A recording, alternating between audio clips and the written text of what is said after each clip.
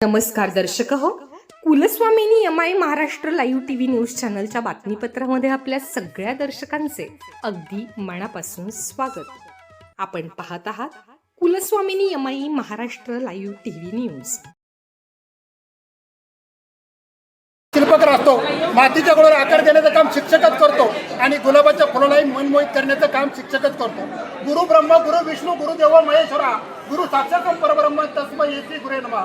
आज तुमची त्रिमूर्तीचा काय झाला सेवानिवृत्तीचा कार्यक्रम आज या ठिकाणी अति आनंदाने आजच्या उत्सवाने आणि एकदम म्हणजे धुमधडकच झालेला आहे. त्या अनुषंगाने आपल्याला काय वाटतंय? तर तसं पाहिलं तर समाज फार मोठी ताकद आहे. आपण दोन डोळ्याने समाजाकडे पाहत असतो, पण समाज हजारो डोळ्याने आपल्याला पाहत असतो.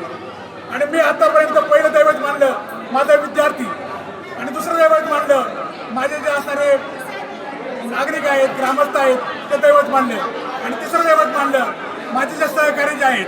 आणि या तीन दैवताची इमान राहून मी अत्यंत प्रामाणिकपणे निष्ठेने काम केलं, आणि या कामामधून परमेश्वरानं मला अपेक्षेपेक्षाही हजारो पटभर करून मिळालं. मी कृतार्थ झालो, आणि खऱ्या अर्थानं हे माझं जीवन या शिक्षण सेवेमध्ये आलं, माझ्या जीवनाचं सार्थक झालं असं मी समजतो, आणि या ठिकाणी थांबतो.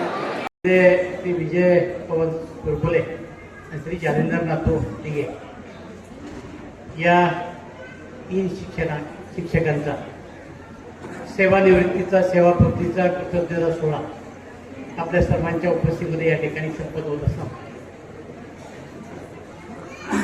या तीनही शिक्षकांना शासकीय सेवेतला निरोप देण्याकरता, शुभेच्छा देण्याकरता आपण सर्वजण या ठिकाणी उपस्थित राहिलात. उपस्थितामध्ये शैक्षणिक क्षेत्रातले अनेक दिग्गज मंडळी या ठिकाणी उपस्थित आहेत. त्यांचे सर्व सहकारी शिक्षक या ठिकाणी उपस्थित आहेत. खरं म्हणजे त्या तिघांकडे पाहिल्यानंतर वाटत नाही एक खरोखर ती काय झालं. तिघाची प्रकृती अत्यंत उत्तम आहे, आणि आज तिघही एकदम फ्रेश वाटतात मला. कारण अलीकडच्या काळामध्ये आपल्याला माहिती आहे शासनाने काही नियम बदलले, आणि त्या नियमामुळं फार इंदापूरच्या शिक्षकाला रायगड तुमच्या भोरमध्ये ते वेल्ह्यामध्ये जावं लागलं. रायगड तालुक्यामध्ये, राजगड तालुक्यामध्ये काल एक व्हिडिओ माझ्या पाण्यामध्ये आला. शेवटचं जे टोक आहे तिथं इंदापूरच्या शिक्षकाला जावं लागतं. 40 वर्षी सेवा साधारणपणे या सगळ्या लोकांची शिक्षण क्षेत्रामधलं सगळ्या, आणि याच्यामध्ये दिघे सर आमचेच आहेत. म्हणजे विजयराव माझे नाव तरी आहे, आणि तिथे दत्ताभाऊ शिंदे आहेत. म्हणजे महाराष्ट्रात असं नाव नाही की तिथे शिंदे नाव नाही. ते शिक्षण क्षेत्र असू द्या, गाडीपाटी कुठल्याही क्षेत्रामध्ये असू द्या, परंतु या तिन्ही व्यक्तिमत्वांनी आयुष्यातल्या एका टप्प्यावर त्या ठिकाणी काम केलं आहे. आणि आता पुढचा टप्पा, आणि त्या पुढच्या टप्प्याला सतीच्या शुभेच्छा द्यायला आपण सगळे वाटेकर सर मोठा कार्यक्रम या ठिकाणी झाला. 3 व्यक्तिमत्व म्हटल्यावर त्यांनी पण 3 ब्रह्मा विष्णू महेश असूच्या तुम्ही 3 एकत्र आले काही ताकद वाटत असते. त्यामुळं मोठा मासवाडीचा स्नेह मिळवा, स्नेह त्या ठिकाणी भोजन आपल्या सगळ्यांना दिलेलं आहे. आणि एक चांगला कार्यक्रम आज खरं तर आम्ही वेळेवरती यायला गेलो होतो, परंतु आपल्या परिसरामध्ये जो ओला दुष्काळ त्या ठिकाणी झाला आहे, म्हणजे लोकांची काही परिस्थिती अडचणी त्या ठिकाणी आल्या, त्याची पाहणी करायला आम्ही सगळे म्हणजे बरोबर जीवन पद यायला पाहिजे त्या दृष्टीनं त्या ठिकाणी होतो.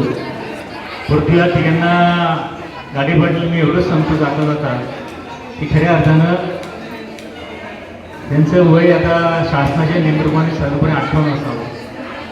भारतीय राजकारणामध्ये 58 ते 60 हे तरुणपणाचं वय आहे, आणि या देशामध्ये राजकारणाच्या पलीकडे जाऊन जर कोणाचा आदर्श घेतला पाहिजे तर तो नरेंद्र मोदींचा घेतला. का घेतला पाहिजे? बघा, आयुष्यातल्या उतरत्यामध्ये देखील एखादा माणूस यशस्वी होऊ शकतो, आणि एवढ्या उंचीवर जाऊ शकतो की जसं काय हायभर त्या माणसाने राजकारण केलंय. आकस्मिकपणानं वयाच्या 53व्या वर्षी ते पहिल्यांदा मुख्यमंत्री झाले, आणि जेव्हा 11 वर्षानंतर ते पंतप्रधान झाले तेव्हा त्यांचं वय वर्ष 64. पहिल्यांदा झाले. त्याने आपलं जे काम जे आहे ते विद्यार्थी घडवण्याचं काम आहे, राष्ट्र घडवण्याचं काम आहे, ते खऱ्या अर्थाने करावं. तरच खऱ्या अर्थाने शिक्षक हा समाजाला प्रेरणा देईल आणि हा समाज हा वैभवशाली राष्ट्र घडवण्यामध्ये शिक्षकाची भूमिका ही महत्त्वाची आहे. आणि ही भूमिका माझ्या वाट्याला आली.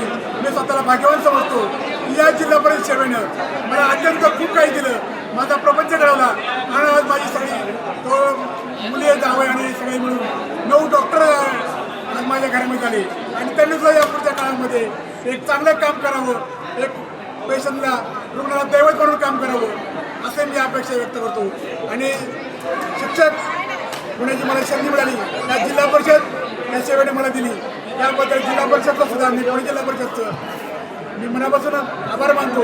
आणि जिल्हा परिषद खऱ्या अर्थानं माझी आई आहे असं मी मानतो आणि तेच मी मांडलेले. जय हिंद, जय भारत, धन्यवाद.